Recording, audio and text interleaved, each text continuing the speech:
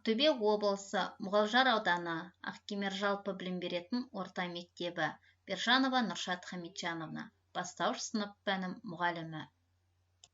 Пән атауы қазақ тілі 4-ші сынып. Бөлім атауы ғарышқа саяхат. Сабақтың тақырыбы өткен шақ, ғарышқа жол. Сабақтың мақсаты мұғалімнің қолдауымен жіберілген пунктуациялық грамматикалық қателерді тауып түзете аламыз. Етістікті өткен шақта қолдана аламыз. Алдыңғы білімді еске түсірейік. Етістіктерді есімдіктермен байланыстырып, қай шақта тұрғанын анықтаңыз. Отырмын, жүрсің, ол, сен, ұшып жүр, мен. Кәне, есімдіктер мен етістіктерді байланыстырып көр. Отырмын. Мен отырмын. Өте жақсы.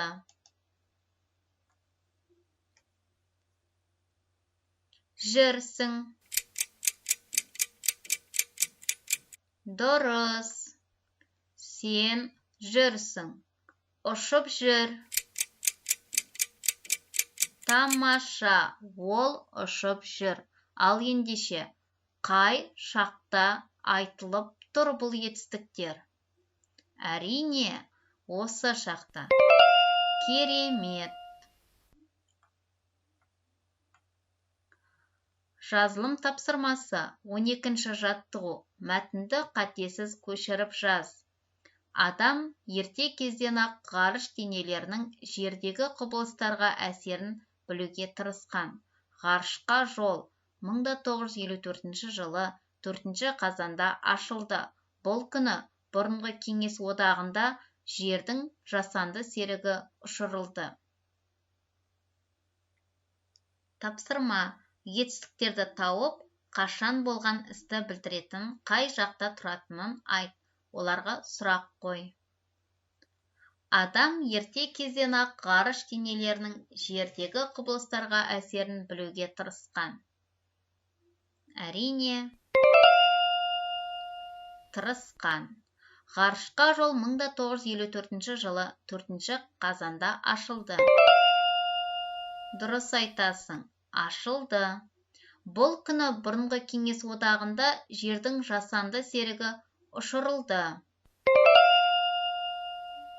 Өте дұрыс, ұшырылды. Ал ендеше, осы етістіктерге сұрақ қойып көрейікші. Не істеді? Ашылды, ұшырылды.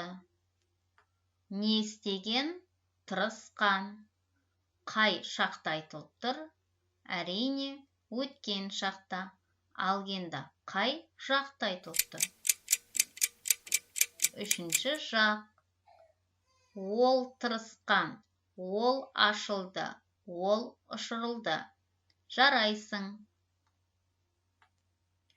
Өткен шақ етістіктері іс-әрекеттердің бұрын болғанын білдіреді. 1-ші жақта не істедім деген сұраққа жауап береді. Мысалы, мен көрдім, мен жүрдім. 2-ші жақта не істедің? Сен көрдің, сен жүрдің. 3-ші жақта не істеді?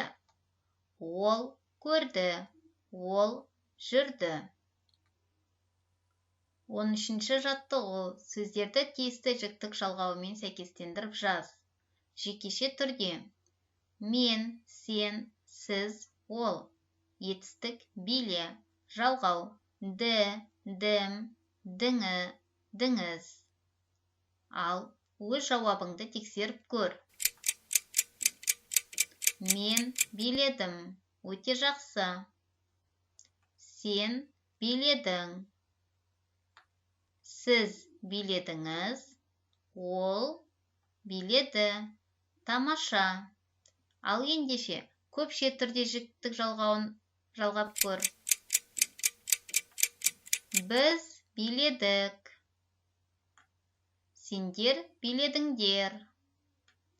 Сіздер биледіңіздер. Олар биледі. Тамаша. 14-ші жаттығу. Берілген етістіктерді өткен шаққа қойып, сөйлемдер құрап жаз. Оқы, қатыс, біл.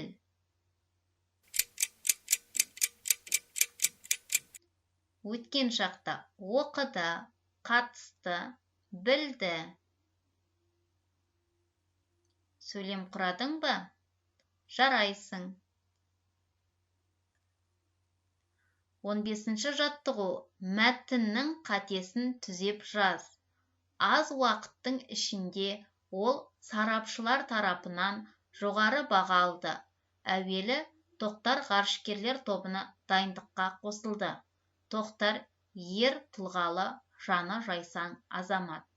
Бейбіт Тілеубайұлы. Етістіктердің қашан болған істі білдіріп тұрғанын айт.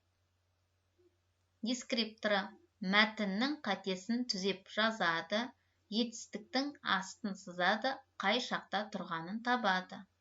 Ал қатесін тауып көрдің бе? Ендеше өз жауабыңды тексер. Аз уақыттың ішінде ол сарапшылар тарапынан жоғары баға алды. Қате сарапшылар сөзінде. Дұрыс. Етістік не істеді? Алды. Әуелі Тоқтар ғарышкерлер тобынан дайындыққа қосылды. Қате Тоқтар сөзі еді. Жалқы есімдер бас әріппен жазылуы тиіс. Етістік не істеді? Қосылды. Тоқтар ер тұлғалы, жаны жайсаң азамат. Бұл сөйлемде қате жоқ. Жарайсың. Бүгінгі өткен біліміңді семантикалық карта арқылы тексеріп көр. Төмендегі етістіктердің қай шаққа қатысты екенін тап. Барды. Келер шақ, осы шақ, өткен шақ. Әрине, өткен шақ. Жүр. Ойланып көр. Дұрыс айтасың, осы шақ. Ұшты. Керемет, өткен шақ. Отырмас. Өте дұрыс, осы шақта айтылып тұр. Терді.